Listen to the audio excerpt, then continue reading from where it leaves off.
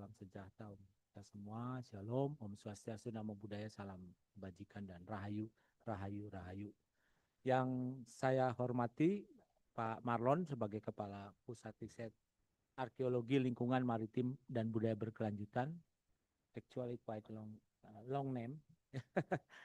I have many mistake to mention it. Juga kepada Pak Wuri dari Kepala Pusat Riset Sastra Keagamaan dan Peradaban, kepada para senior di lingkungan ALMBB maupun BRIN, kepada para periset, dan juga pembicaranya Dr. Chung Ching Xiong, ya, sorry kalau pronunciasi saya tidak baik ya. And sorry, karena waktu saya tanya dalam bahasa Inggris semua dijawab dalam bahasa Indonesia oleh Pak Chung, jadi mendingan bahasa Indonesia saja. Jadi pertama-tama saya kira untuk Pak Chung selamat datang kembali ya, welcome back ya to Jakarta ya, karena tadi saya dengar waktu ngobrol dengan Pak Wuri ya rasanya sudah seperti peneliti apa yang ada di Indonesia sangat lama ya, yang pada hari ini kita akan mendiskusikan tentang two spices, two stories, maritime trade and socio-cultural transformation in Maluku, Eastern Indonesia, yang saya kira banyak dari bagian webinar ini yang merupakan pasti hasil riset dengan Pak Chung dengan berbagai kolaboratornya ya, termasuk dengan Ibu Mahirta tadi saya lihat di slide begitu ya. Jadi saya kira lecture seperti ini pasti menarik ya, karena pasti akan memberikan hal-hal baru ya dari kegiatan riset yang dilakukan. Dan saya dengar juga obrolan di luar itu dari tahun berapa ya Pak Wuri, Pak Chung ini mulai riset 2010 ya. Jadi pas lah tahun ini 15 tahun riset di Maluku ya. Jadi pasti ada temuan-temuan baru, ada hal baru, ada hal-hal yang kita bisa diskusikan ya. Tapi tentunya ada hal-hal baru yang mungkin juga berbeda ketika Pak Chung di sini tahun 2010 ya. Misalnya kalau dulu banyak rekan-rekannya dari Balai Arkeologi Maluku ya, atau dari Puslit Arkenas ya. Kalau sekarang semua sudah diintegrasikan menjadi Badan Riset dan Inovasi ya, nasional. Jadi mungkin dari sisi kelembagaan ada perbedaan, tapi saya kira dalam konteks riset ya kita tetap aja ingin melakukan riset yang sangat baik begitu ya.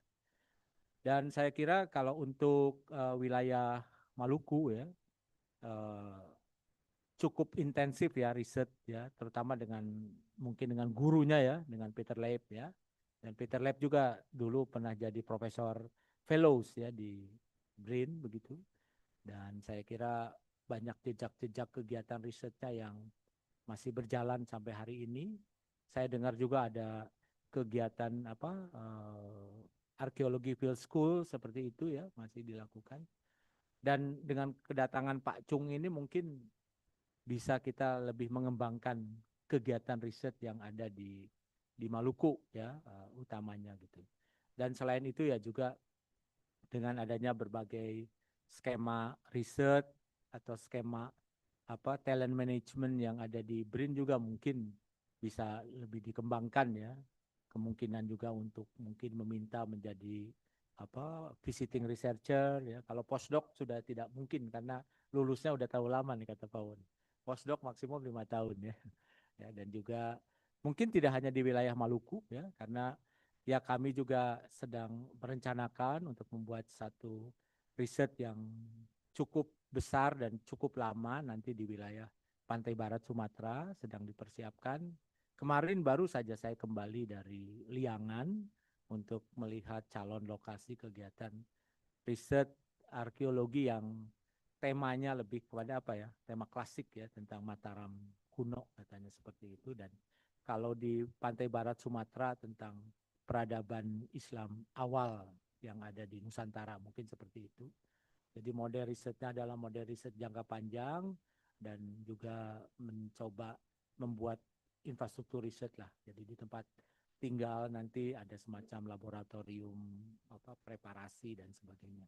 Seperti itu. Dan karena sifatnya juga multidisiplin ya, walaupun kita menyebutkan itu adalah riset arkeologi, tapi dalam kenyataannya akan ada berbagai riset lainnya, seperti riset terkait hasanah keagamaan, riset tradisi lisan, manuskrip, bahasa dan sebagainya ditempatkan di satu tempat begitu ya. Itu rencana kita ke depan, dan kami selalu kalau ada teman-teman periset dari luar ya, dari foreign researcher begitu, kami selalu ingin melibatkan lah untuk bisa terlibat dalam kegiatan-kegiatan seperti itu untuk juga memperkuat kapasitas sebagai periset yang ada di BRIN ya. Jadi ketika kita membangun kegiatan riset, sekarang ini harus diintegrasikan juga dengan kegiatan yang disebut kegiatan magang riset mahasiswa.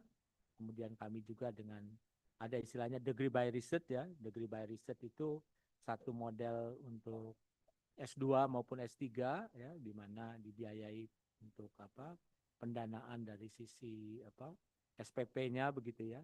Tapi juga sebetulnya di kegiatan risetnya kami dukung dan ditempatkan pada satu tempat khusus agar intensif. Jadi saya kira itu yang mungkin bisa saya sampaikan.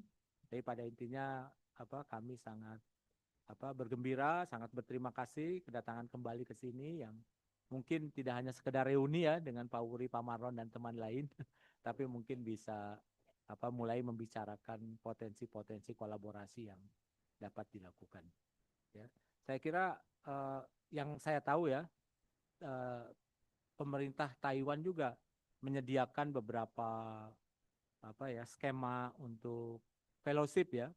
Ya, setahu saya juga ada misalnya di National Taiwan University ya, ada untuk bisa jadi fellow researcher ya, dan saya kira tidak perlu PhD yang saya tahu, karena ada teman saya seorang masih master, dia sekarang risetnya di Taiwan atas biaya dari NDF atau apa saya lupa ya. Ada beberapa fellowship yang saya kira teman-teman bisa juga apply. Saya kira mungkin itu saja. Terima kasih. Selamat siang dan selamat berdiskusi. Ya, baik. Terima kasih Pak Heri Yogaswara atas pengantar pembukanya. Please allow me to continue in English, so it's more comfortable for you. So in this event, Dr.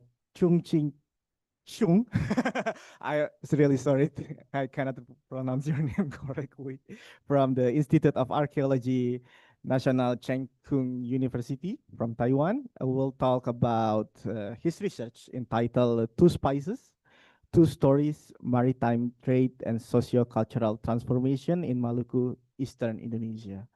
So, are you ready? Okay, please, the time is yours. Please give an applause for him. Selamat siang, Bapak-Bapak, Ibu-Ibu. Saya pertama bicara sedikit bahasa Indonesia, terus saya pakai bahasa Inggris. Ya. Sebelum bicara my lecture, saya mau bicara some story with me and Pak Uri and Pak Marong. Cerita, ya cerita. Kami pertama kenal di Ambon di tahun 2010. Waktu itu saya bikin my PhD dissertation, and Pak Marong and Pak Uri dulu masih peneliti muda. Pucuknya. So setiap hari saya pergi ke Balai Arkeologi Ambon untuk analyze artifact di sana. Setiap hari saya belajar bahasa Indonesia sama Pak Uri sampai sekarang. Actually saya belum pernah belajar bahasa Indonesia di sekolah. Tidak pernah. Hanya belajar ya. Pak Uri adalah guru bahasa Indonesia waktu itu. Ya, ya, ya, ini yang Pak Uli salah. Ya, hanya belajar bahasa Indonesia 3 bulan sampai sekarang belum lupa. Ya. Yeah. So, can I tell the story about feng shui? Yeah, yeah. So one day, Pak Uli asked me, how come waktu itu istri belum hamil, ya, belum punya anak-anak, ya. So Pak Uli worry about that. So he asked me, Pak Chong, how come why my wife couldn't hamil? So yeah, terus Pak Uli invite me to visit his house. Yeah, so saya pergi ke rumah dia, and then saya baca lokasi-lokasi, and I told Uri, you need to change your feng shui.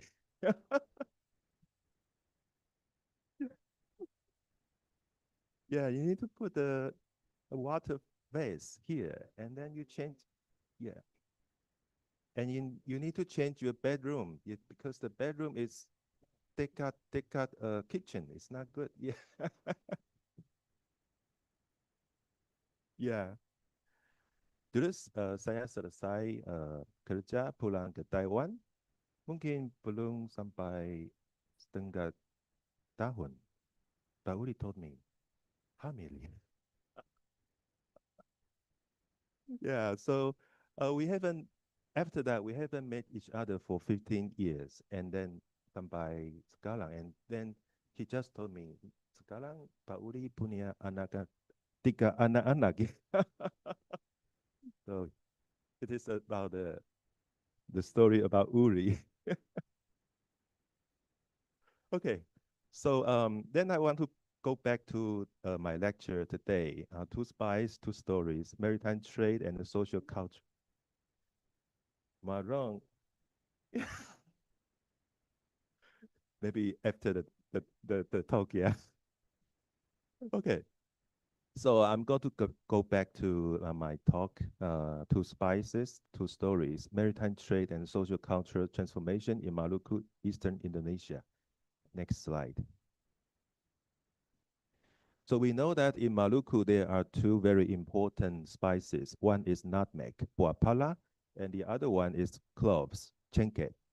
And nutmeg actually probably was more important in the Banda Islands, and cloves was more important in Ternate, Titole in North Maluku. Next slide. Actually, if we look at the topic, nutmeg and the cloves, first of all, most of us would know that the spice trade actually is a very important historical event in global history, because not only in the ancient times, Chinese people, Indian and Arabic people, they come to Indonesia, especially the Maluku Islands, to find cloves and nutmeg, and then transport these two important spices to other markets in Asia. And then in the 17th century, 16th, 17th century, the European people come after the Asian traders and then arrived in the Maluku Islands, and then that creates the age of expedition in human history. So the maritime trade for these two spices is the very important historical events that we can research on. The other thing is, after the maritime trade, actually the exchange of cloves and the nutmeg, we create and generate culture interaction that will bring technology, belief system, which I mean Islamization in Maluku, and other culture traditions. So that we can see the culture interaction after the maritime trade, and also social transformation. We know that if the economic exchange created, there could have the unequal or unbalanced wealth development in local society, and that will create unequal society, or we can say stratified societies. Next slide. So my long-term research question and goals regarding to the Maluku Islands is, what is the pattern of maritime trade for Malukan spices? So we can research on the mode of trade. If the trade is a small scale or the large scale or the wholesale trade, and we can look at the trade networks, what locations, what the trade routes and the networks were created from the Maluku Islands to the larger Indonesian islands, Indonesian archipelagos, and then other part of Asia and Europe. So that's the long-term research question and the goals. The other one is how maritime spice trade influences Malukan cultures and the societies. As I just mentioned, that with the trade, technological changes and the belief systems, social organization and settlement patterns would also be altered and be changed. So these are the main questions and the goals and the long term that I would like to research. And also I have researched since my PhD dissertation. Next slide. So there are some anthropological and archaeological theories regarding to this development. The famous one is Roy Allen's cultural ecological perspectives on how the trade, how the trade between clove, nutmegs, and sago. Sago is a very important subsistence in Maluku Islands. So I think Roy Allen, his perspective is, before the maritime spice trade emerged, the local small-scale societies, they will harvest sago palms and then live in a very more or less equal societies. Everyone work together and gather to collect sago palms and live independently. And then the early exchange phase, when the outsiders, they contact Maluku people and then know the value of nutmeg and the cloves, they would like to exchange the local people for these two important spices with valuable things. For example, maybe porcelain or maybe metals. These valuables will be used to exchange for these two important spices. Then we'll come to the formative exchange phase. During this phase, some of the very important kin groups or kin families in Maluku will emerge because they have the contact with foreign traders and they can organize and maybe manage the collection and the production and also the transportation of these two spices. So these kin groups or these some families will become more and more powerful and more wealthy, and they can organize and dominate the trade. And in that case, the social organization and also the settlement pattern will change accordingly. And then the next phase would come to the mature exchange phase. During this phase, not only local elites will create their own power, they will also want to organize the domestication, and also the production of these two spices, and then use that as a and use the foreign valuable goods as a as a special goods to to create allies, and then to create regional regional exchange networks to secure the subsistence. For example, they would collect sago palm from a secure place and then deliver the outside valuable goods to other settlements, and then focus on the cloves and nutmeg production in their own island. So there will be specialization of production in regional scale.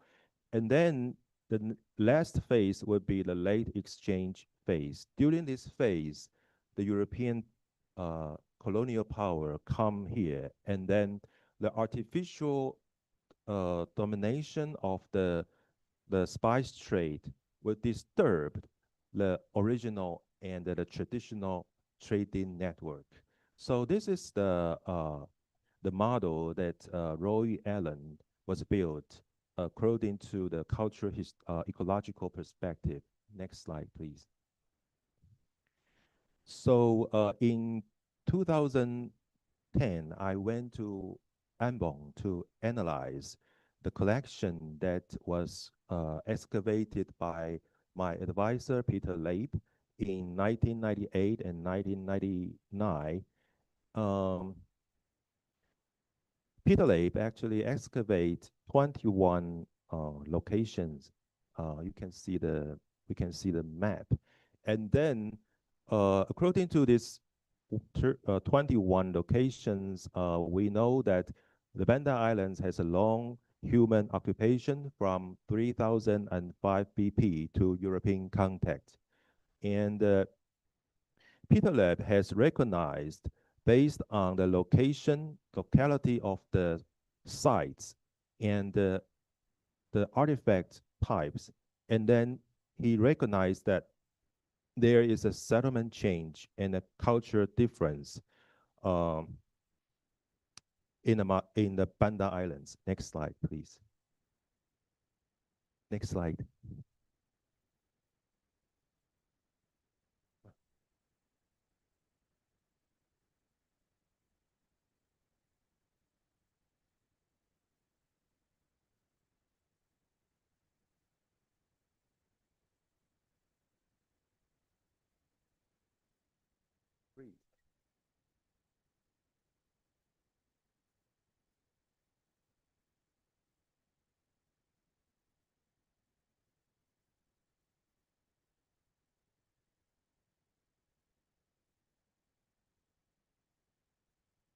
Now cerita Pak Malong ya. So waktu itu Pak Malong oh.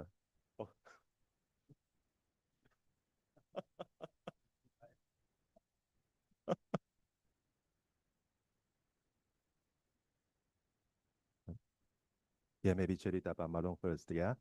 So so at that time Pak Malong baru selesai master program in Leiden. So he came back to Ambon. So one day he asked me, so Pak Xiong, when can I be a Kepala? Can I be a Kepala? So I said, Pak Malong, let me read your palm. Yeah. So, so I just read Pak Malong's palm, and I saw he's a very long and a straight line. And I told him, you definitely one day will become Kepala. And I don't know that now he become very high.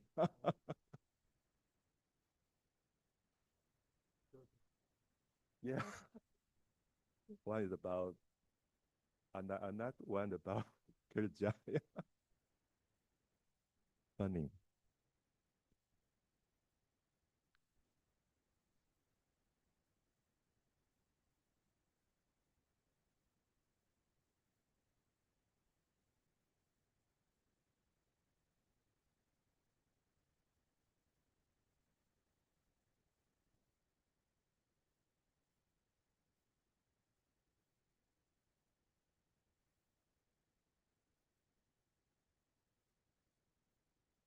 Okay.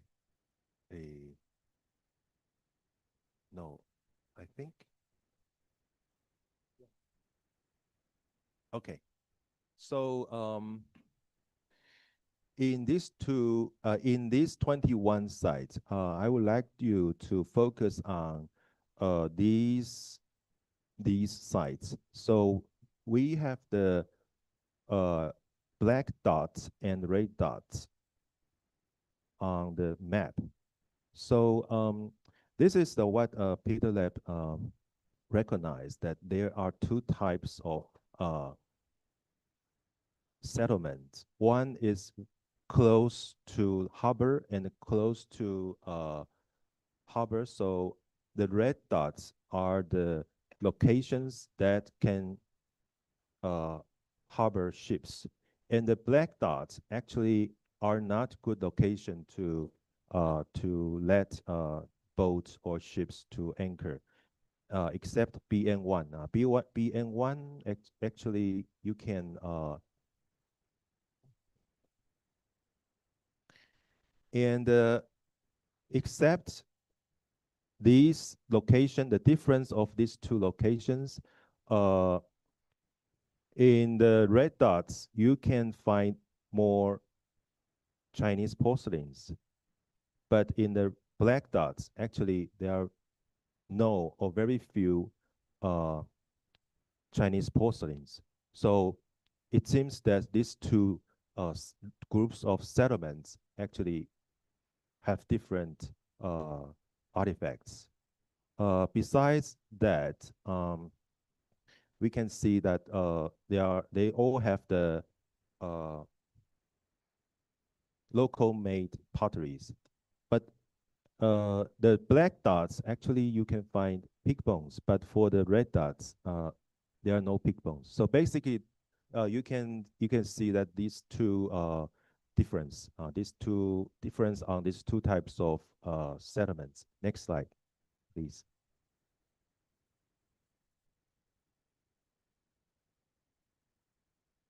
And if you look at the dating results, PA1, Pulau I #1, actually you can see the occupation from 3,500 BP to close to 2,000 BP. And the other sites, BN1, BN2, BN4, and the PA2, actually after 5th century AD. Next slide, please. So this is the diagram that Peter Lab showed us, that the initial occupation and ceramic production begin around 3,400 BP. And then in the 5th century AD, the settlement shipped from inland to coastal settlement, that is BN1. And then in the 11th century, we have more and more coastal settlements, for example, BN2, BN4, etc. And then after the 11th century, Peter Lab observed there's a material cultural bifurcate between the red dot settlement and the black dot settlements. Next slide. So to confirm Peter Lab's observation, I independently use pottery artifacts, pottery collection. I analyzed the pottery collection to verify Peter Lab's observation. And then the result is I found that there are two major types of pottery with different tempers. And also, I also found different styles of pottery making. Next slide. So the first type is the volcanic sand temper pottery.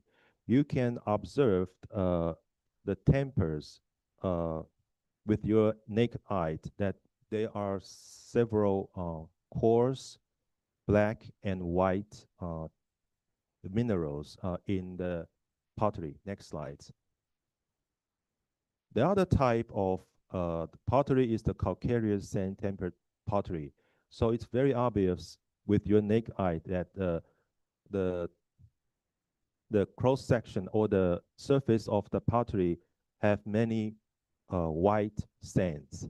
So it's very clear that these two type of pottery are very distinctive. Next slide. To confirm my observation, I also did a chemical analysis on these two type of pottery and found actually these two, the major minerals are different. Okay, next slide. I also analyzed the characteristic of these two types of pottery, and they are all different. The grain size, percentage of temper, sorting, porosity, and core are different. Next slide. And to understand the connection from the Neolithic, 3,500 BP in PA1 up to 500 AD in BN1, I analyzed specifically the collection from PA1. And then I found that actually there's a transition from Neolithic period to Metal Age period. That is from layer 6 to layer 3. The ring shape and other characteristics are very distinctive. The first one is the ring shape. You can see there are two types of ring shape. The black one is the inverted curl lips. The left one is the wavy lips. You can see the distribution of these two type of lips are very different. Next slide. And I also observed the shapes of the inverted rings, and it also indicates that there's a shift in layer 3. So layer 3 is a very unusual signals here. Next slide. Not only ring shape and the surface treatments also show the difference in layer 3. Next slide. And also the decorations. Although the geometrically incised pottery begins in layer 4, but actually there are more and more incised pottery from layer 3. So layer 3 is very unusual. There's a difference between layer 1 to layer 3 and layer 3 to layer 6. Next slide. So in order to make an argument that the Neolithic and early Metal Age PA1 is associated with the 5th century AD BN1, we can look at the pattern of the decoration. Can we come back to the last slide? So this is the Neolithic and early Metal Age incised pottery. You can see the similar pattern of the decoration. Next slide. Similar to the BN1, BN2, and BN4. So therefore, we can argue that there's a continuity of the pottery decoration and maybe pottery making in PA1 and the BN1, BN2, and BN4. Next slide. Yeah, the more evidence of the similar incised motifs. Next slide. And also the wavy rim lip. So based on the evidence that I just showed you, that we can see that in the Banda Islands, the earlier pottery tradition starts from 3,400 BP, and then maybe in between 2,000 BP to 2,500 BP, there's a shift from one pottery tradition to another tradition. And then, although the settlement shift from PN1 to BN1, but the pottery making tradition continues until the maybe after 10th century, especially 12th century. There's another type of pottery, the calcareous sand type pottery, come into the islands, and then we can see that according to my analysis, all the coastal settlements after the 12th century, we will see the calcareous and temper pottery. But all the inland, the black dot settlements, the pottery type is all belong to the volcanic sand temper pottery. So there's a very clear, difference based on the pottery analysis result. Next slide. So here we can see to separate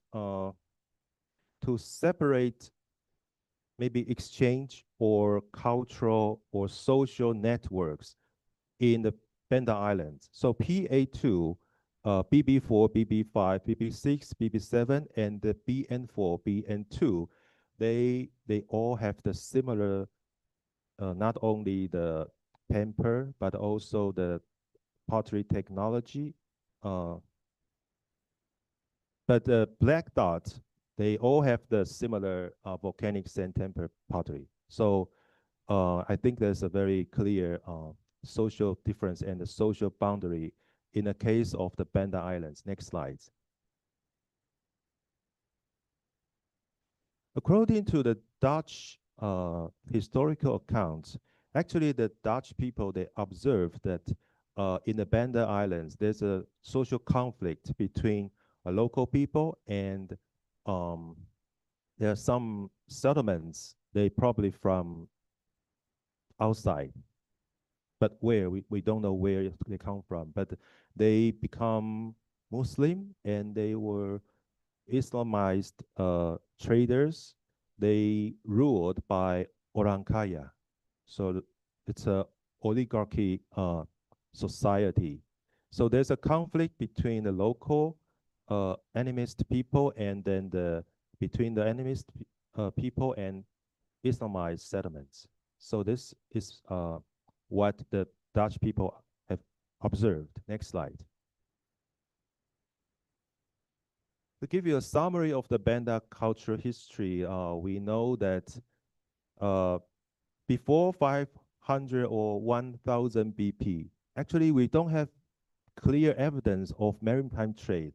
All of the foreign trade goods, I mean the Chinese porcelain actually dated after 10th century. So before that, we don't have clear evidence for maritime trade. But historical records actually indicates and clearly states that the Malukan spices trade has reached to China, India, and Europe at least 2,000 years ago. And I also found that the stylistic change in pottery making during the Neolithic and Metal Age transition.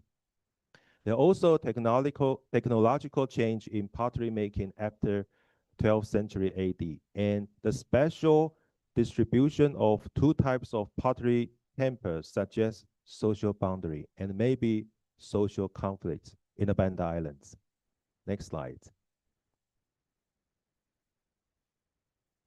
So after I finished my PhD dissertation in the Banda Islands in 2012, I decided to move to North Maluku to continue my research on the trade for cloths.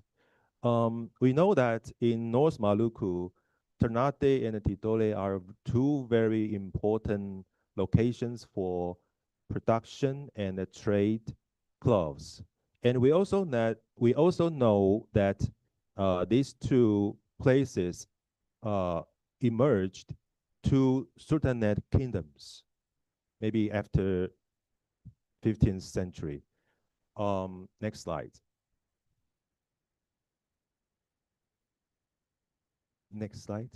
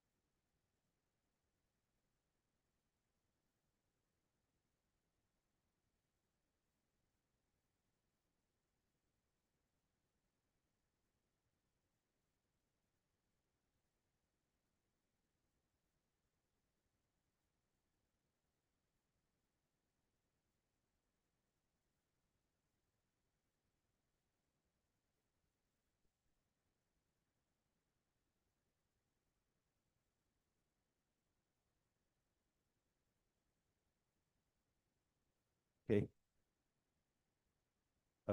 Maybe go back. Okay, next slide. Thank you. So after 2012, I decided to move my field from the Banda Islands to North Maluku. And after my collaboration with Balai Arkeologi Ambon, because I have got a job in Sun Yat-sen University, and I was thinking about, besides research, there's another collaboration in education. So I decided to work with Ibu Mahita in Gajah Mada University. So I contact Ibu Mahita, and then she agreed that we can collaborate. So I went to North Maluku, I think in 2011, and did a very short period of survey. Actually, these black dots are the location that I found traditional pottery, locally made pottery. But I figured out that Ternate actually, many of the sites in Ternate has been disturbed due to the urbanization. So many construction and many house building in Ternate. But in Tidore, actually, some of the sites has been preserved pretty well. So I decided to focus my research on Tidore rather than on Ternate.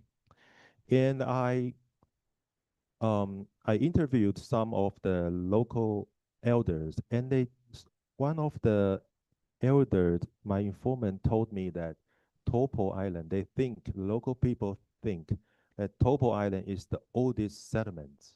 So I got this information, and during my survey in Tidore, I found that Maluku actually is a very interesting location, because you can easily find decorated pottery on the surface in Maluku.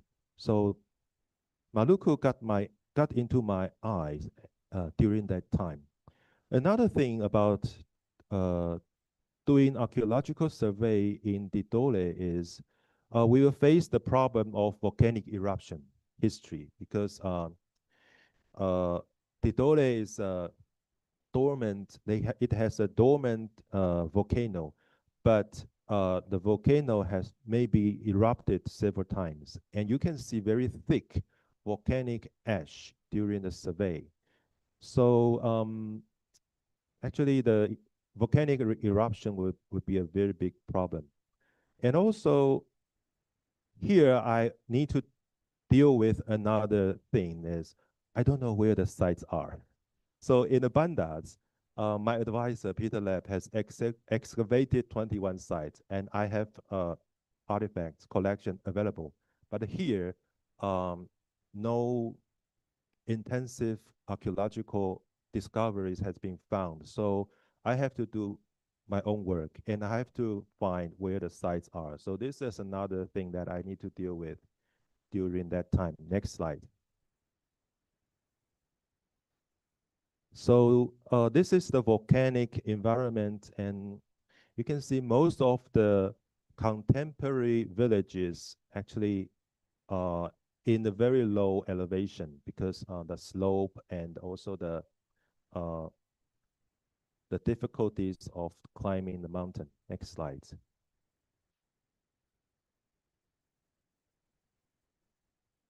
So to deal with the last question, where the sites are, I decided to start from researching the historical maps. So this is the 17th century Dutch map. And you can see the red circle. The Dutch people actually draw, it's like a castle or a settlement over there. And then they also give them a name, Maluku. So that is similar to the contemporary village, Maluku. Next slide. Yeah, this is a similar but more clear photo of the Dutch map. Next slide. I also found a drawing, the Dutch drawing of the Dole. This is very interesting. You can see in the center there's a big volcano, and on the right side, on the right-hand side, there's a European castle, and on the left hand of the European castle, you can see clear there's a mosque and some maybe local settlements. And in the higher elevation, you can see another villages in a mountain or in a hill area. So this is a very important and very interesting information that I think may be related to discovering the settlement and ancient settlements. Next slide.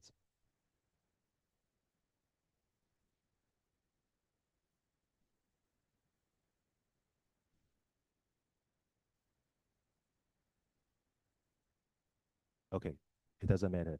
So this is another interesting map. This is called the Southern Map of China. This map actually is stored in, I think in Oxford University or Cambridge, I don't remember. So it's stored in the library for maybe 400 years, and no one discovered this map until maybe 2009 or something. Some historians found this document in a library, and the interesting thing about this map is this drawing is a little bit different from the European map. The style is more like a Chinese ancient map, and all the locations of all the names of the villages and the cities were written in Chinese character. Next slide. So the red square area actually indicates Borneo and the eastern part of Indonesia. On the right side, there are 3 circles. So it's on the east part of Borneo. Next slide. And in the south of the Philippines. Here we found some Chinese characters, and on the right side, it's called Wan Lao Gao. Actually, some Chinese historians indicates this is Maluku. And on the left side, on the left-hand side, it's written Hong Mao Zhu. So it means it's a dwelling of the red-haired people. So the red-haired people in ancient China actually means the Dutch. Okay, so in the north of the Hong Mao Zhu is the Huaren Zhu. Here, I think it means the dwelling village of the local people. So here, it's very clear that this Maluku, if you found the Dutch, or actually the Dutch fort was built by the Spanish people. And then maybe in the early 17th century, because the competition between the Dutch and the Spanish people the Spanish people defeated, and then they fled, and then the Dutch people occupied the Fort Maluku. So if you found Fort Maluku, and you can look at the north of Fort Maluku, and you can find the local village, at least in the 17th century, 16th century. Maybe we can trace that history back to earlier time period. So that's my strategy to find archaeological sites based on the historic maps. Next slide. The historical map research, Mahita and I have published the paper in English, but you can find this article on the website of the Center for Multicultural Studies, National Cheng Kung University. I think you can freely download this article. Next slide. Okay, so now I want to introduce the survey and the excavation in Tidore. This is a collaboration with Professor Marita from UGM. We begin our first season survey and excavation in 2013, and then in 2019 we did our second season survey and excavation. But we know that after 2019 there's a COVID-19. So although we excavated some test pits, but we couldn't have the chance to analyze the artifacts until 2023 and 2024. So we just got some results maybe from the last 2 years. Next slide.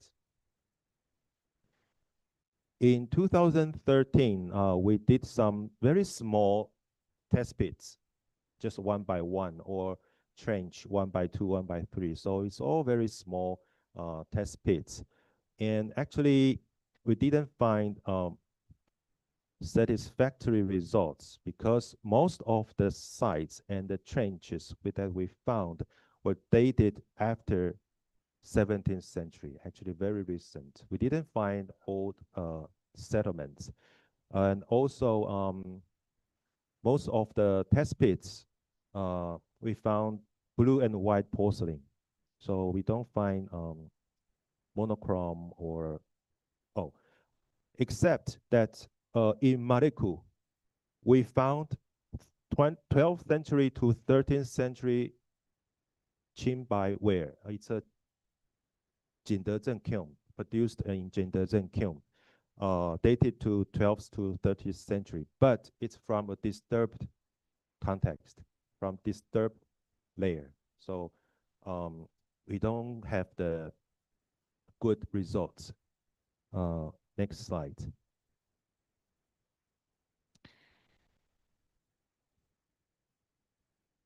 So in Tidore, frequently you can find the decorated pottery, geometrically incised pottery. So these are some results from 2013. Next slide. This is Marita and me. We excavated a site in Topo. As I just mentioned, the local people said Topo is the oldest settlement.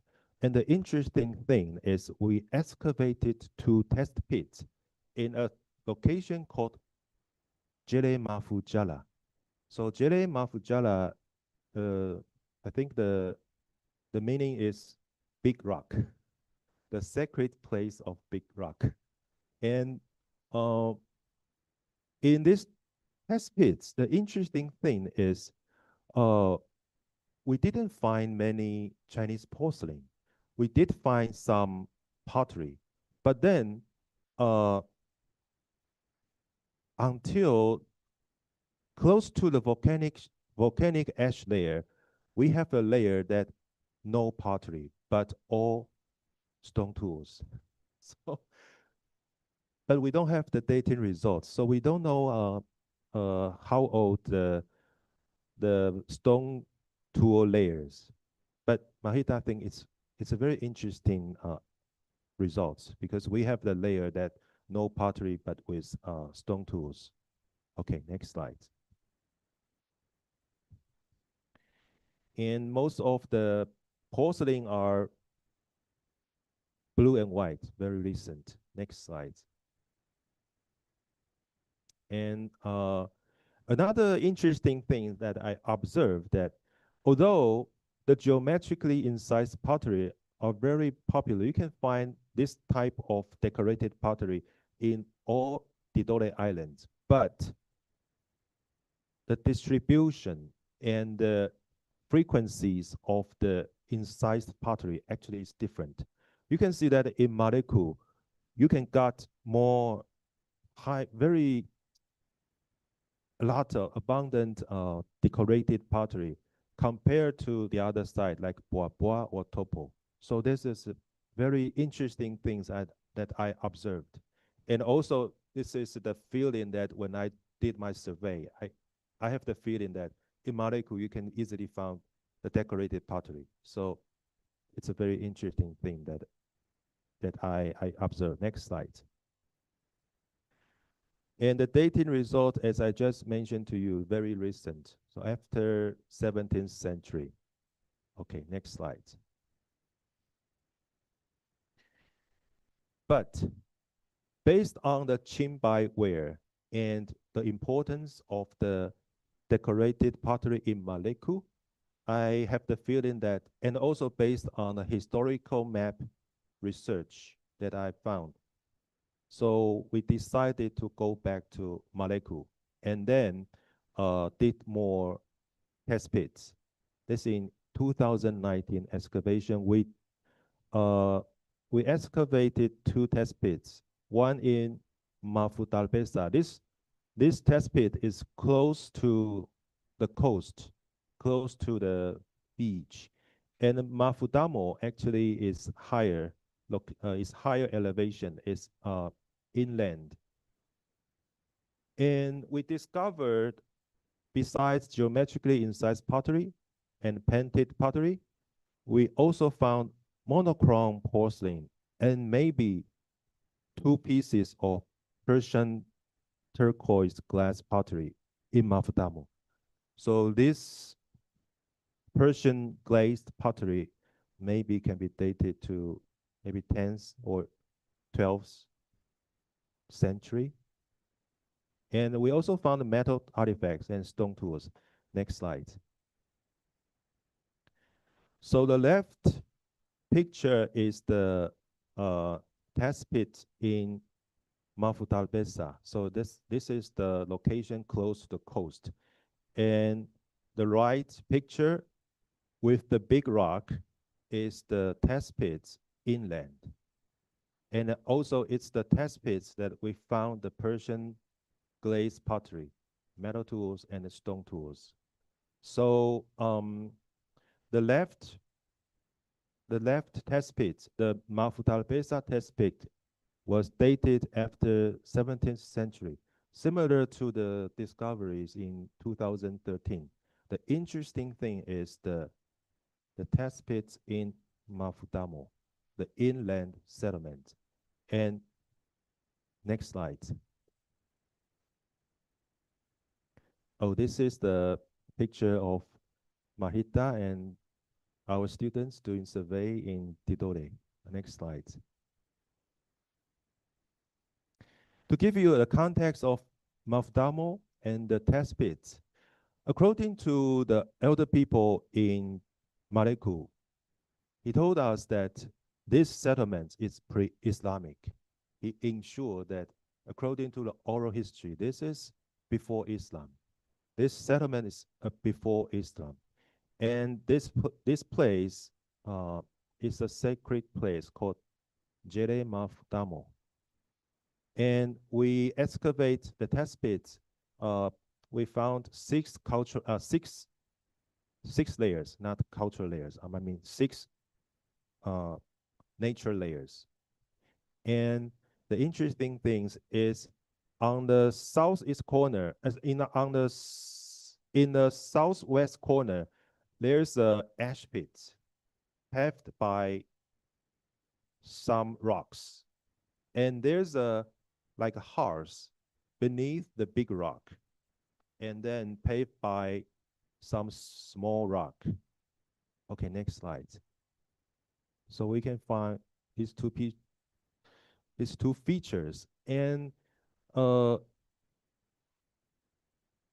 yeah, TP5 is the Mafutamo, and TP4 is Mafutarbesa. So you can see the difference of the location. Next slide. These are the artifacts found in Mafutamo, the pre-Islamic settlement. So you can see almost all the glazed pottery and the porcelain are monochrome. There's no blue and white. So that indicates maybe this test pit can be dated earlier. We also have metal tools and stone tools. That one is a stone dagger, flaked stone dagger, and 3 maybe stone spears. These stone tools all founded in the ash pit that I just mentioned to you in the southeast corner of the ash pit. So this context is very interesting. You have the ash pit, and inside that deposit stone tools, flaked, and you also have the foreign objects, the Persian glazed pottery, and maybe the monochrome Chinese porcelain, and also there's also a human face pottery figurine. So this is interesting. Next slide.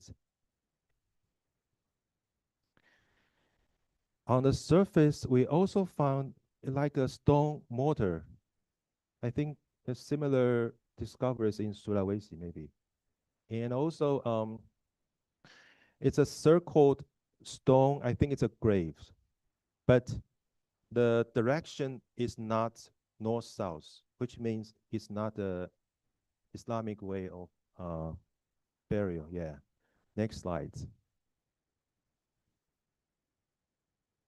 So the interesting thing is we have do the statistic analysis of all the plain pottery and decorated pottery.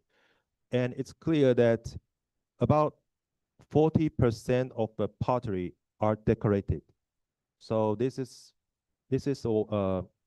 confirmed that Maluku has quite abundant of decorated pottery and very high percentage. Next slide. And we also sent some charcoal samples to do C14 dating, and it's confirmed that the test pits can be dated between 10th century to 13th century. So it's confirmed the Persian glazed pottery and other monochrome pottery. Okay, next slide. Also, in the last 2 years, we analyzed the decorating technology and decorating techniques and the styles of the decorated pottery. And you can see in the Maluku, the pottery, I mean, the ancient potters use a very complicated way of decorating their pottery. So you can see the combing technique, the papillary applique, incision, cutting, and there's a composite methods, and also punctation, painting. Also, sometimes you found shell impressing. And the interesting thing is the right bottom side, the dentate stamping. I think the dentate stamping can be found in Sulawesi too. Yeah. Okay, next slide. Also, we found painted pottery, and the left-hand side is the matte impressed pottery. This is very new in Tidore. It's not the mainstream of the pottery in Tidore. So I think maybe it's from Sulawesi too.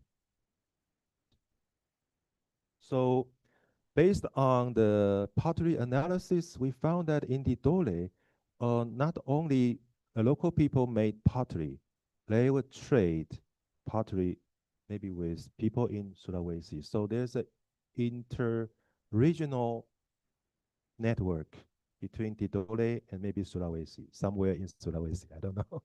On next slide. So you can see in Tidore, they really decorated their pottery in a very elaborated way, composite of many different technique, decorating tools, and different motifs. So we are still analyze the motifs and the decorations, and also to figure out their pattern and their cultural behavior. Next slide. Okay, this is the feature that I just mentioned for the Matu Damo.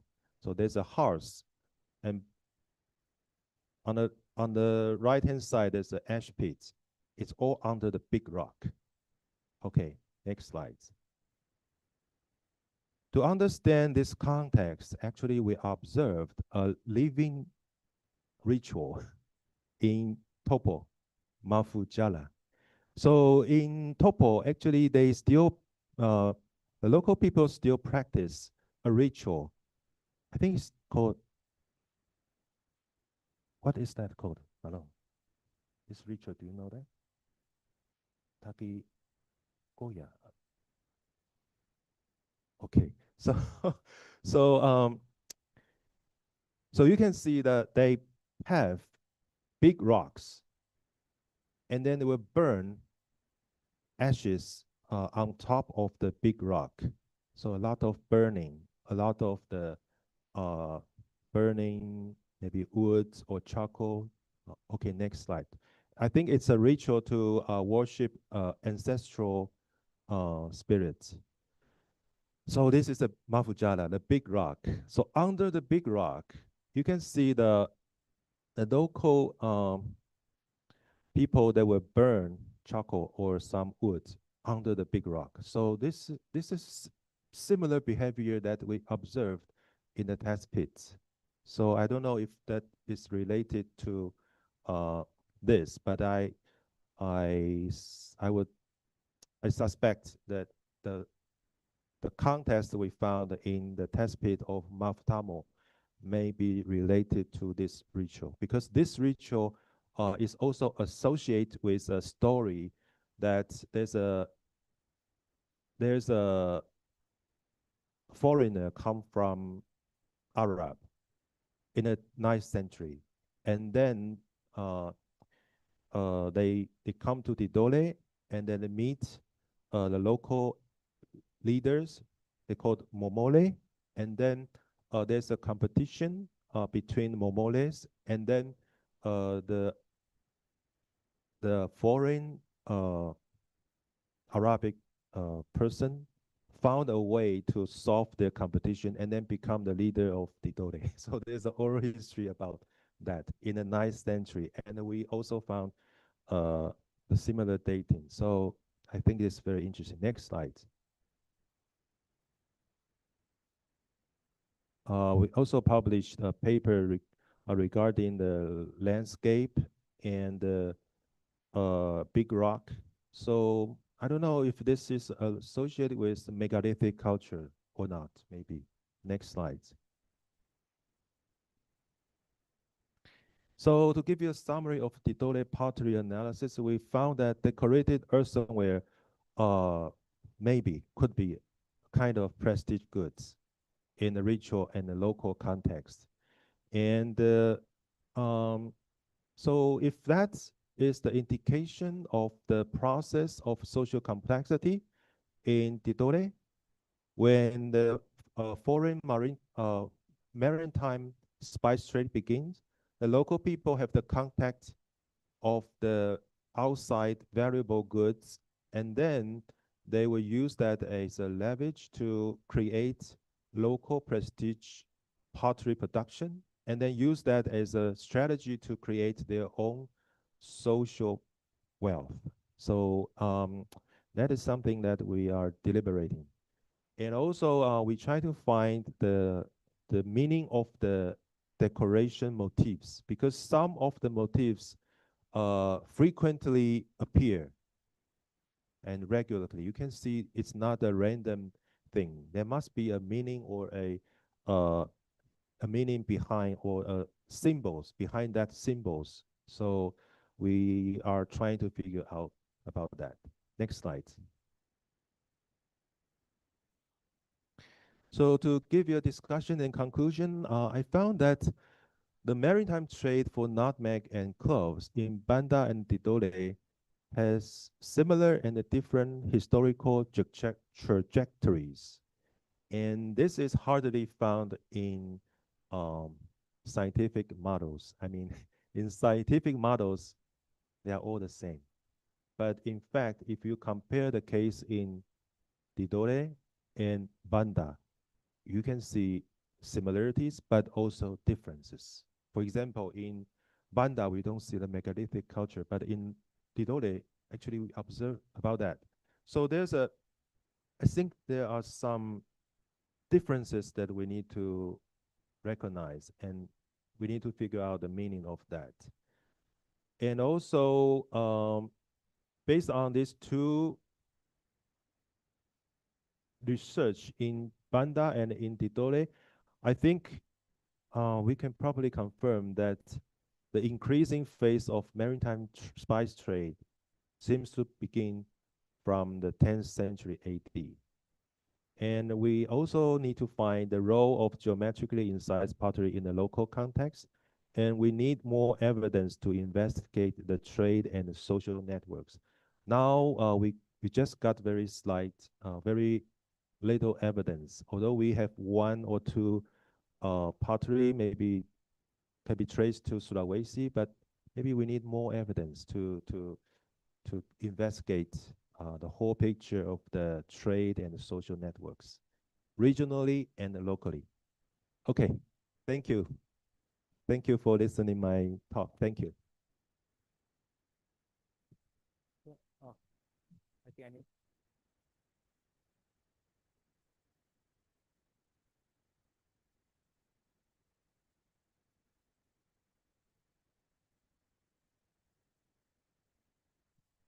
Thank you, Dr. Ching, for your presentations. It's really amazing. Yeah, it's really astonishing that how you do the portrait analysis, the tile portrait analysis to create a connection about the spice trade, and not only the regional but also interregional with the Sulawesi and other places in Indonesia. There is some questions in the Zoom chat, but I would like to give opportunity to. Sorry, can I continue in Indonesian? Oke, mungkin memberikan kesempatan untuk Bapak Ibu sekalian yang ada di sini untuk bertanya langsung kepada Pak. Mungkin. Ya, thank you. Oh ya, mungkin dipersilakan dulu terima pada kasih, Pak Uri. Thank you, Mr. Seung. Very glad to meet you again after 15 years. Very interesting about your research, and especially in Tidore Island, because we have similar about this result, because I'm dissertation about also about Tidore and Ternate Island, out of different focus and concern. My dissertation about landscape archaeology for the looking for the ideology, power, and Kesultanan Tidore dan Ternate. But this is very important about like you explain about Banda and Tidore have similar, uh, both are small island, volcanic eruption. This is similar and have uh,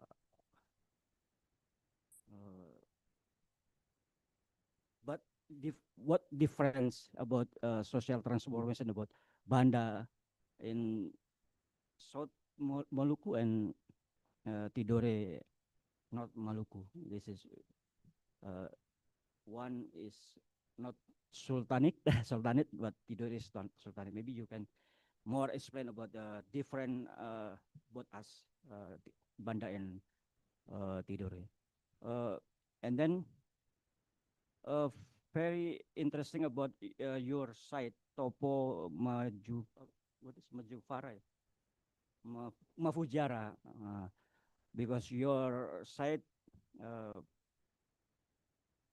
several site is same with I research and the Topo, especially Caldera Mareku, yeah, and Mareku, but maybe I more concerned in Maruku Hill, not in beach. I found one information from one article about dated for volcanic eruption in uh, Tarik Mariku. Yeah, maybe 220,000 before prison. Yeah, maybe you can explain about after volcanic eruption and then maybe migration from hill for beach or sebaliknya. uh, uh, Very important for me it is about transformation, social transformation in Tidore, settlement in hill, and then after maybe eruption volcanic, and then people ke pesisir move to beach, and this is maybe you can explain about transformation social, maybe exchange and trade exchange and from hill and beach, because until now settlement and hill like Gura Bunga, you know, yeah, Gura Bunga and Caldera Mariku still now masih tetap bertahan. Yeah, yeah, still continue. Maybe, yeah, this is. Thank you. So I think the differences between the Banda Islands and Tidore maybe includes, I mean, in the Banda Islands, we didn't find megalithic cultures, at least, and we haven't found ritual context. But in Tidore, we know that megalithic culture continue until present date. And we also found a context that may be associated with that. So I think the ritual place actually is a very important element for the tribal societies. But in the Banda Islands, we didn't see that. So does that related to the later historical developments, like the formation of the Sultanate kingdoms? I mean, in Tidore, obviously we have the kingdoms, but in Banda, their social organization is organarchy, so it's ruled by orang kaya. So one village have orang kaya and another village have orang kaya, and they have an alliance. So I don't know if that is related to that development. Another thing is the connection with Sulawesi. I think in Tidore, we have maybe pretty, although slight, but we have some evidence of the connection between Tidore and Sulawesi. But in the Banda Islands, actually, I didn't find, I mean, foreign or I didn't find pottery dated between 10th century came from Sulawesi. So it seems there's a different network or different exchange behavior. So I don't know if that difference can also be counted as difference. And another thing I think Uli just mentioned about the volcanic eruption history in Tidore. Actually, there's an article published recently by a French group indicates that in Tidore, in fact, there are different sequences of eruption, and these different sequences of eruption affect different locations. Like in Topo, the research group, the French group, found volcanic ash layer dated to 2000, 2000, 2000, yeah. And we found in Topo, we found a layer that have no pottery. So I don't know if it's related or not. But in Maluku, so the French group, they found a volcanic layer dated to 9th century.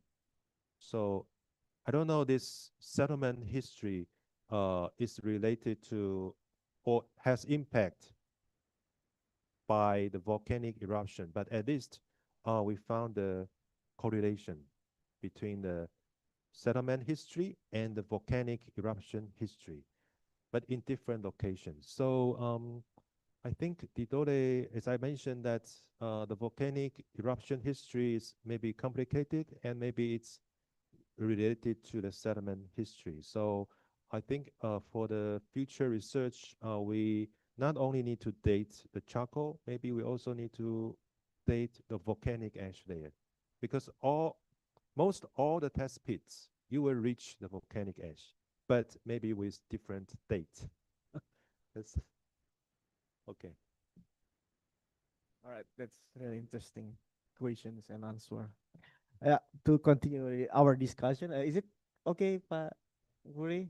Or you can discuss more about later. But I would like to give an opportunity for the participant in Zoom. We have a question from Nurfianto Giar from Malang, and he has three questions actually. The first one is actually it's already you already mentioned a bit, but probably you can give a more detailed, like how does the volcanic activity in the Maluku region affects the maritime trade and socio-cultural transformation of the society in Maluku in the past? And yeah, probably you can answer that first. So for the first question, as I just answered, that the volcanic eruption would affect human occupation in Tidore. And so we need to look at the settlement history and also the volcanic eruption history, because these two are related. Because in the past, I always think there's a one big eruption. And I always think maybe if we found the volcanic layer, we can know the relatively the dating of the bottom layer. But like in the test pits, the Mafutalpesa in the coast village, the TP4 site, we also excavated until the volcanic ash layer, and we found a skeleton. Do you remember the skeleton in the test pits? Yep. And I sent some sample to do dating, and it comes out 17th century. But it's very close to volcanic ash. Okay. So, I mean, if you don't have the dating of the settlements and the volcanic ash, you will make a wrong judgment based on the volcanic ash. Because when I first excavated the skeleton, I thought maybe it could have been 2,000 years, but then it dated to 17th century. So Yes. it's a big difference. So the volcanic eruption history and the s- the sedimental history is actually is very important. Yeah. Mm. All right. Second Okay. question is? The second question is, what were the long-term socio-cultural impacts of forced labor and spice cultivation, like a perkening system in Maluku? Do you have any idea? I think the per connect system is colonial Yeah. system. So it's more related to the European colonial period. But in the before European colonial period, I think the local society, they have their own way of manage the production of the spices. Um, According to the oral history, I think all of the cloves need to be collected and then sent to the the central government. I mean the kingdom, and then they will sell to the foreign traders, and then the the central power will redistribute the the wealth. So this way, I think it's different from the colonial System. system. Yeah. All right. Thank you for your answer. And the third question is, how do the archaeobotanical remains like clove, nutmeg residue, or ancient plantations can trace the origin and spread the spices cultivation in Maluku? It means that how the archaeobotanical remains can answer that trading system. Uh, I think Peter Lab uh, and Judy, uh, I think they did some analysis on the pottery fragments and found, I don't remember it's vitalized, or they found that evidence of nutmeg usage in pottery. So I think there's a possibility to do that. Another thing is maybe I don't maybe I mean maybe in the future we might be able to find I mean seeds of cloves or nutmegs in archaeological context. If the preservation condition is good enough, maybe we can find those remains, the botanic remains. So yeah, that's for the future research. All right. Mhm. So probably it's better to conduct flotation system for flotation system. Okay. Thank you for your answer. And we're back to participant here. Okay, Pak Nugroho, please. Thank you. My name is Nugroho, been especially as Borneo. My answer, encounter resource management or sustainable culture, archaeological and historical resources that to inspiration for art on and diplomacy. The stem of spice, like the words sipping on the Maritim, is a potential resource to inspiration.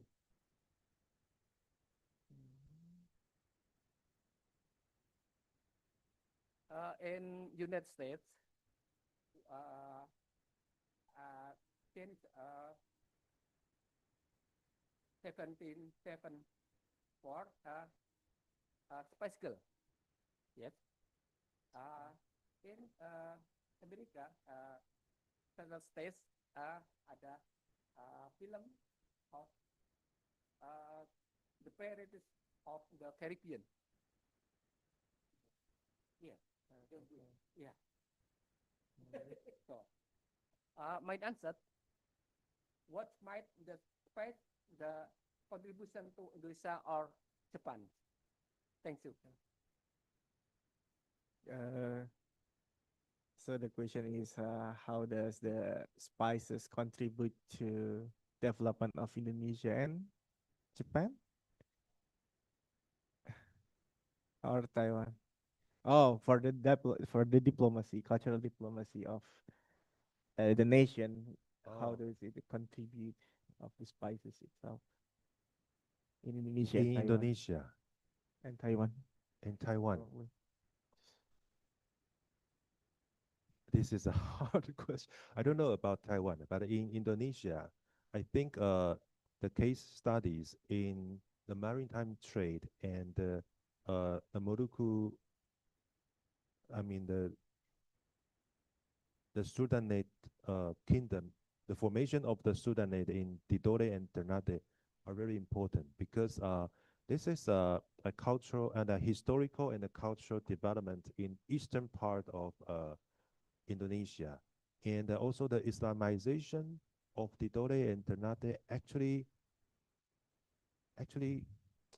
is quite early. I mean, compared to the other regions in other part of the regions in Indonesia. So I think this is a very interesting, and also if you look at the global history, the spice trade actually impact the human history a lot, especially that attract the European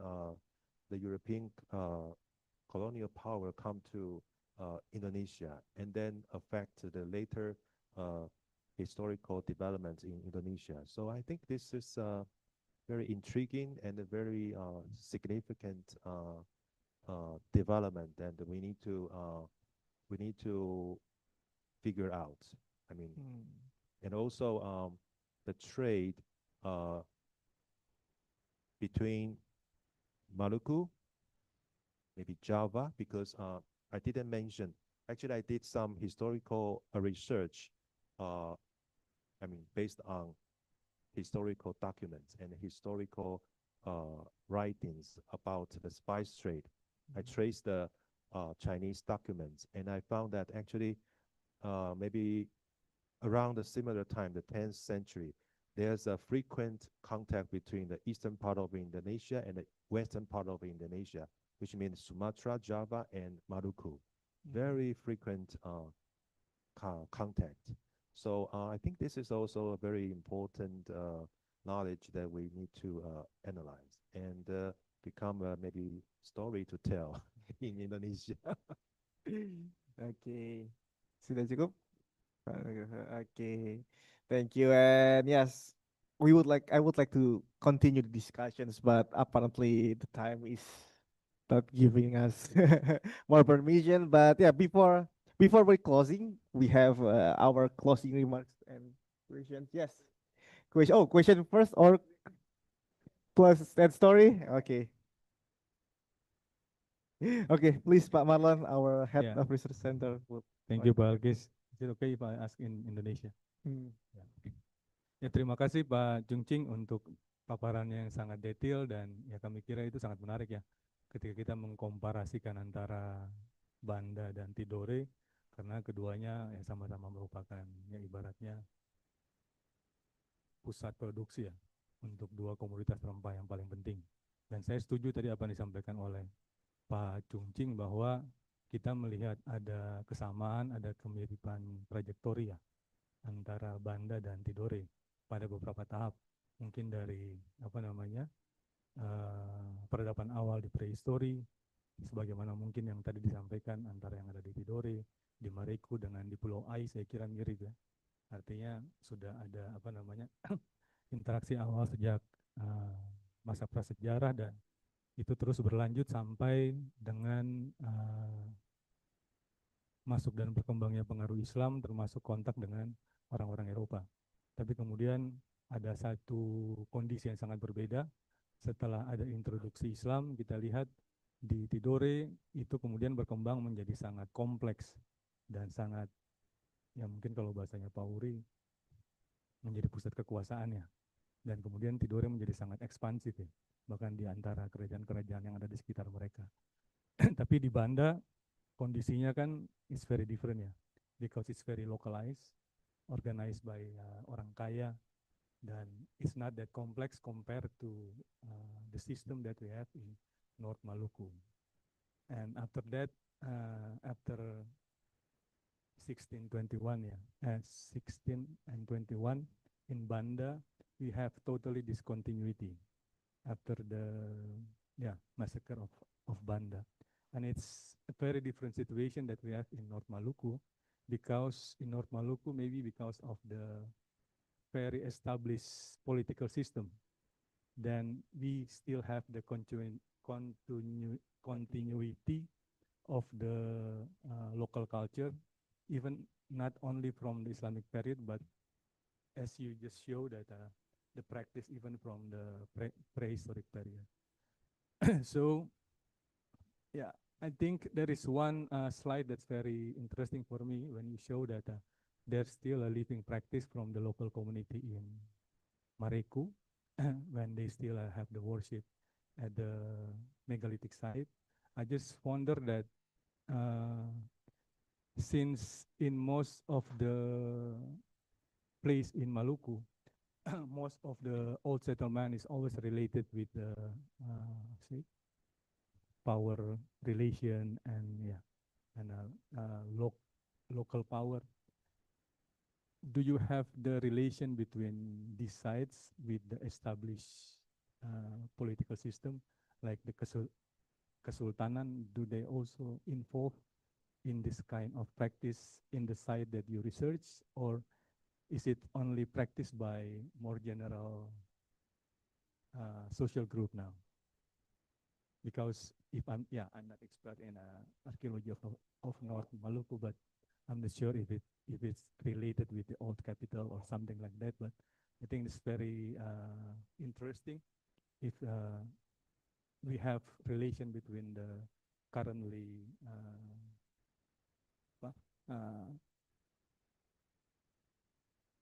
kekuatan politik yang masih established sekarang dibandingkan dengan apa yang tadi ya Chung Ching sampaikan.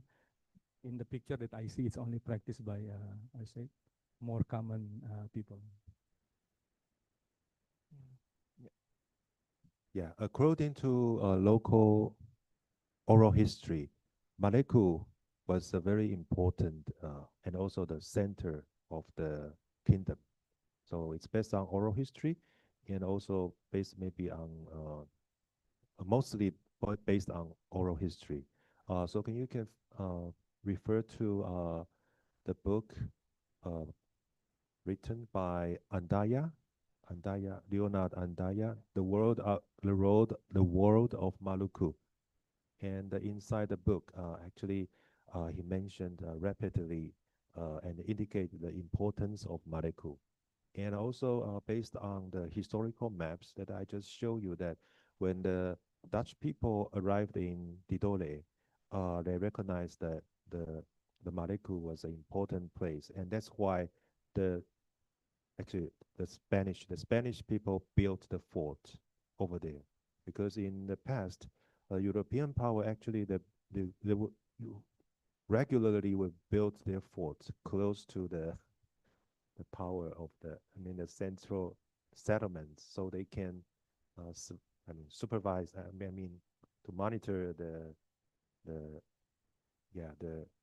center of the regional center power. So, but we know that there's a competition between the Spanish and the Dutch, and then the Spanish people they were defeated.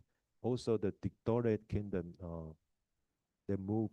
their center moved from the east side to the from the west side to the east side. So I don't know if that's related to the shift.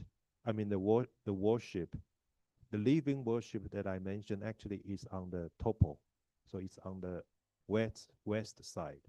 But the archaeological context that I found is in the east side. So I don't know if that the living culture actually is the continuity of the practice in Maluku, or or not. So but the interesting thing about the worship is they said it's an ancestral worship. So they worship 9 very powerful ancestors and under the rock. And the rock is the meeting point for 4 Sultan Ternate, Sultan Titole, and Chalolo, and Bachan. So, so that rock is a very sacred and very important point. I mean, location for the local people. So I think there's a shift from the west side of Titole to the from the east side of the Titole to west side of the Titole, and that time period maybe is the time when the Spanish people were defeated by the Dutch. So the Sudan kingdom, the center of the Sudan kingdom, moved from the east to the west. Is that correct, Uri?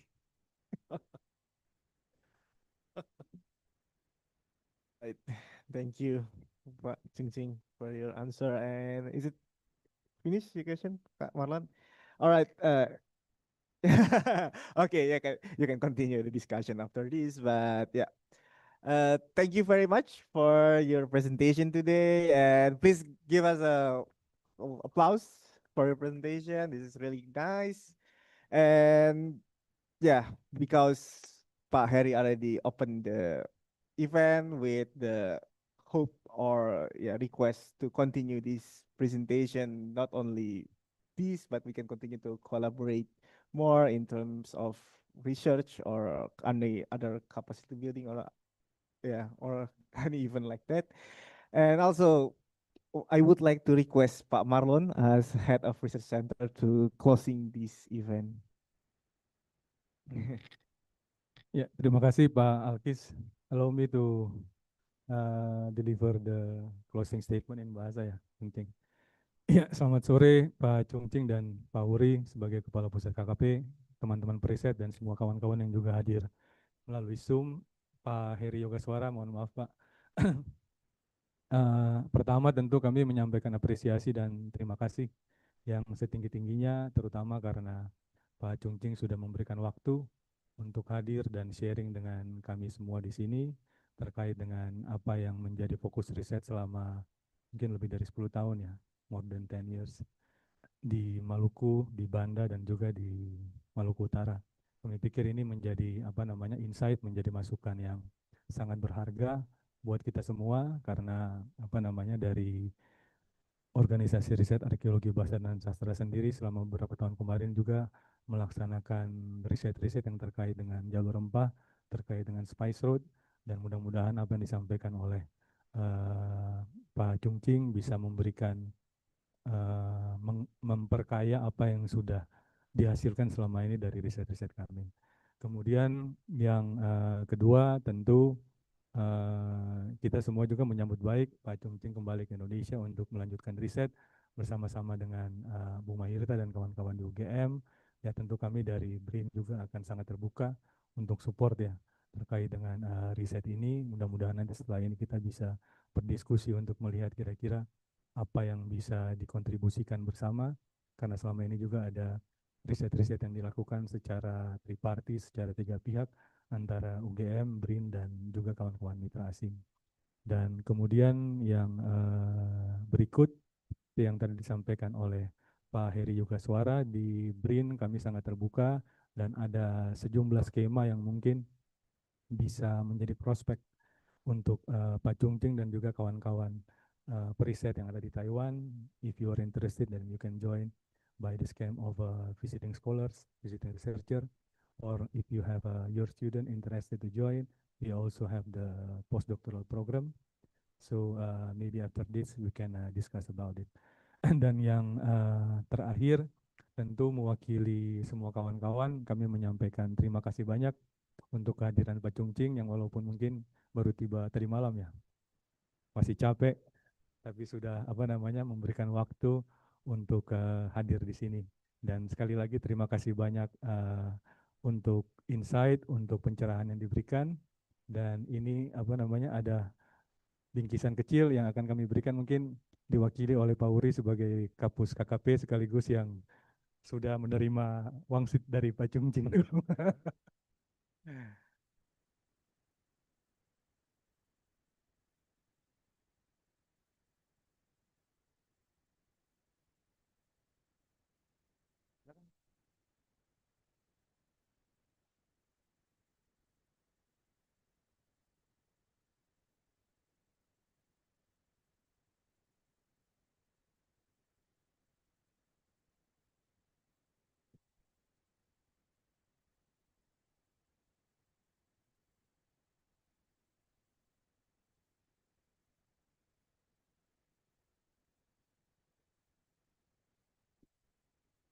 Ya, sekali lagi terima kasih banyak untuk kehadiran Bapak Ibu semua, Pak Heri Yogaswara yang sudah membuka kegiatan, Pak Wuri sebagai Pak Kapus KKP, dan kawan-kawan periset semua.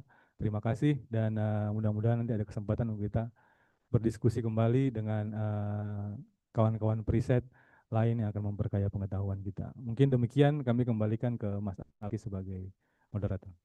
Ya, baik. Terima kasih Pak Marlon atas waktu dan penutupnya, dan Pak Cungcing, thank you for your wonderful presentations. And ya, Bapak Ibu sekalian, dengan demikian kita akhiri kegiatan ini, baik yang hadir secara luring maupun yang ada di ruang Zoom dan juga YouTube. Terima kasih atas kehadirannya. Lebih kurangnya mohon maaf. Wabillahi taufiq wal hidayah. Wassalamualaikum warahmatullahi wabarakatuh. Selamat sore. Salam, namo buddhaya, salam kebajikan. Om Santi Santi Om Rahayu.